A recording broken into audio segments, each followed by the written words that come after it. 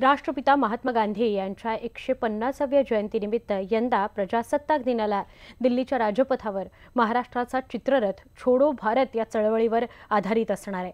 या चळवळीवर आधारित महाराष्ट्राचा चित्ररथ दिल्लीच्या राजपथावर संचलनात सहभाग घेणार आहे। यंदा प्रजासत्ताक दिनाला दिल्लीच्या राजपथवरती महाराष्ट्राचा चित्ररथ असणार आहे। महात्मा गांधी यांचं छोडो भारत अभियानावरती आधारित असणारा हा चित्ररथ असणार आहे। आपण इथे बघत असाल माझ्या बाजूला हा महाराष्ट्रातला चित्ररथ असणार आहे। मुंबईतल्या ऑगस्ट क्रांती मैदानामध्ये राष्ट्रपिता महात्मा गांधी यांनी ब्रिटिशांना उद्देशून छोडो भारत असा नारा दिला आणि त्या नाऱ्यानंतरच आपला भारत देश स्वतंत्र झाला। आपण बघत असाल अतिशय सुंदर असा हा चित्ररथ आहे। चित्ररथाला सर्वत्र तिरंगा झेंडा दिसतो आहे। चरख्याला सुद्धा तिरंगा धाग्यांनी इथे बांधलेला आपल्याला पाहायला मिळतोय आणि या फ्लोटच्या म्हणजे चित्ररथाच्या मागच्या बाजूला आपल्याला गेटवे ऑफ इंडिया सुद्धा दिसत आहे। मुंबईचं प्रतीक आहे आणि एकूणच या संपूर्ण संकल्पनेबद्दल आपण बोलणार आहोत।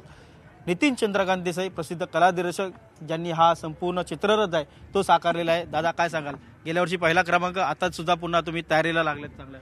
आपण एक इतिहास घडवतोय, कारण 9 ऑगस्टला जेव्हा पहिल्यांदा गांधीजींनी छोडो भारत ही घोषणा दिली आणि मुंबईत आणि महाराष्ट्रात ती झाल्यामुळे आणि तिथनं मग जग पेटलं, तिथे सगळं भारत पेटला आणि त्याच्यामुळे आपल्याला तो 1947ला आपला स्वातंत्र्य मिळू शकलं। आणि तेच आपण त्या राजपथावरती जसं मागच्या वेळी आम्ही राजा शिवछत्रपतींना उतरवलं तसंच भारत छोडो ह्या माध्यमातून गांधीजींचं, कारण ह्या वर्षीचं टफ डिझायनिंग होतं।